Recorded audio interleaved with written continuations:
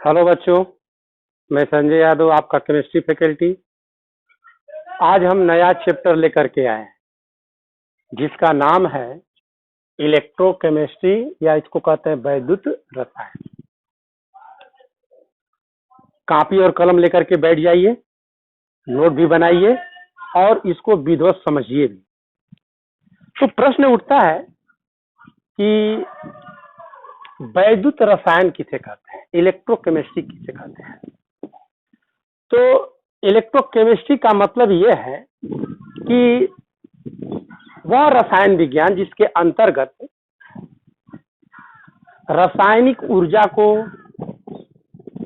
तथा विद्युत ऊर्जा के बारे में, उनके संबंधों के बारे में अध्ययन किया जाता है, उसी को कहा जाता है वैद्युत रसायन। तो परिभाषा हम लिखेंगे वैद्युत रसायन की। वैद्युत रसायन किसे कहते हैं? रसायन विज्ञान की वह शाखा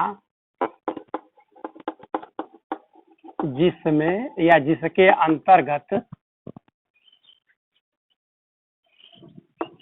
रासायनिक ऊर्जा तथा विद्युत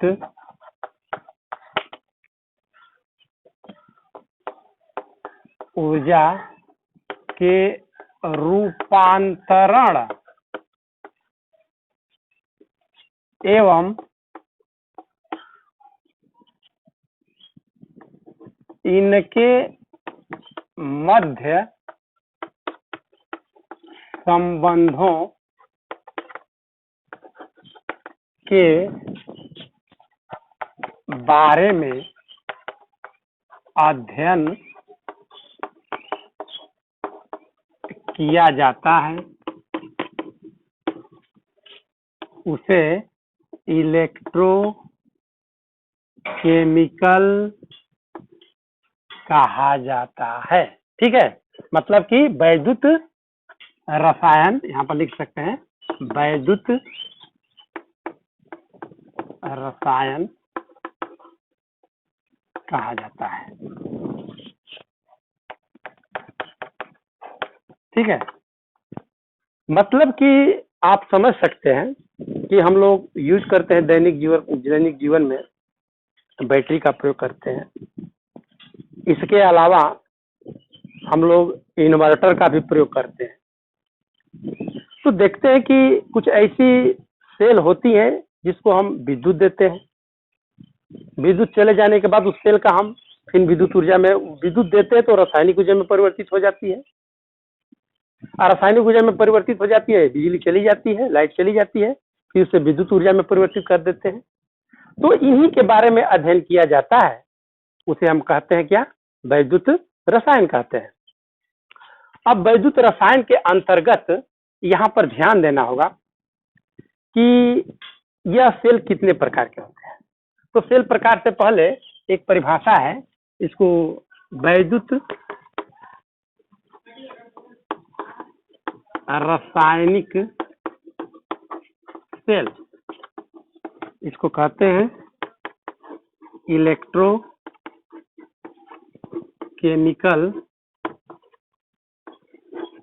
सेल।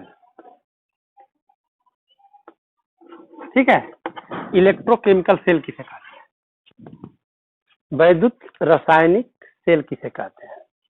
तो देखो बेटा, वैद्युत रासायनिक सेल का मतलब यहाँ पे यही है,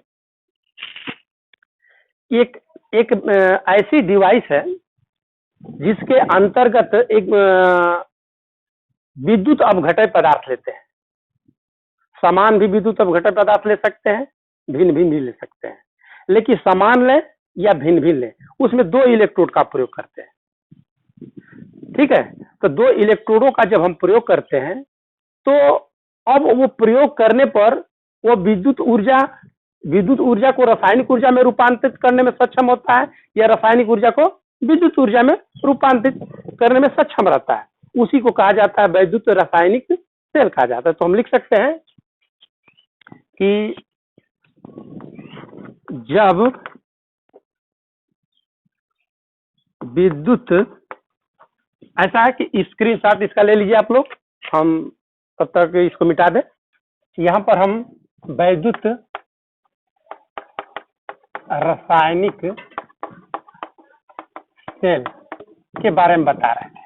वैद्युत रासायनिक सेल किसे कहते हैं? कह रहा है कि जब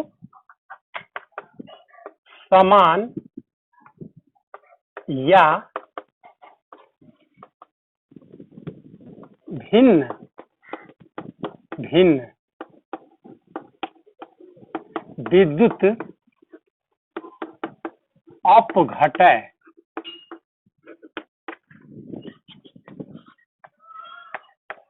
विलयनों में दो इलेक्ट्रोड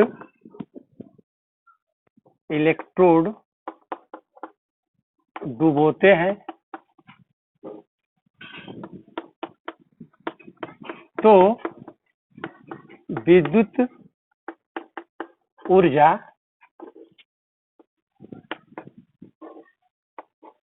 को रासायनिक ऊर्जा में या रासायनिक ऊर्जा को विद्युत ऊर्जा में परिवर्तित करने में सक्षम होते हैं, उसे हम क्या कहेंगे? Electrochemical cell. ठीक है, विद्युत ऊर्जा को रासायनिक ऊर्जा में या रासायनिक ऊर्जा को विद्युत ऊर्जा में रूपांतरित करने में जो सक्षम होते हैं उसी को कहा जाता है वैद्युत रासायनिक सेल या इलेक्ट्रोकेमिकल सेल कहा जाता है। इलेक्ट्रोकेमिकल सेल दो प्रकार के होते हैं। नंबर 1 है विद्युत अपघटनी सेल, जिसको हम कहते हैं इलेक्ट्रोलाइसिस सेल। दूसरा होता है गैल्वेनिक सेल। ठीक है, तो चलिए स्क्रीनशॉट ले लीजिए, इसको पहले हम लोग पढ़ेंगे। विद्युत अपघटनी सेल के बारे में हम लोग पढ़ेंगे। विद्युत अपघटनी सेल किसे कहते हैं? विद्युत अपघटनी सेल में यहाँ पर ध्यान देंगे, एक हम विद्युत कुचालक एक बर्तन लेंगे, या तो कांच ले सकते हैं या बेकलाइट का बर्तन ले सकते हैं। कांच का बर्तन या बेकलाइट का मतलब कुचालक होना चाहिए। ठीक है, तो मान लेते हैं कि एक हम कांच का या कुचालक यहाँ पर एक बर्तन लेते हैं। ठीक है, ये बर्तन हमने ले लिया और इसमें हमने 2 इलेक्ट्रोड लगा दिया। ये 2 इलेक्ट्रोड, यह 2 इलेक्ट्रोड समान भी हो सकते हैं, भिन्न भिन्न भी हो सकते हैं। इसमें ये नहीं कि एक ही प्रकार के होंगे कि अलग अलग, तो दोनों हो सकते हैं, समान भी ले सकते हैं और भिन्न भी ले सकते हैं।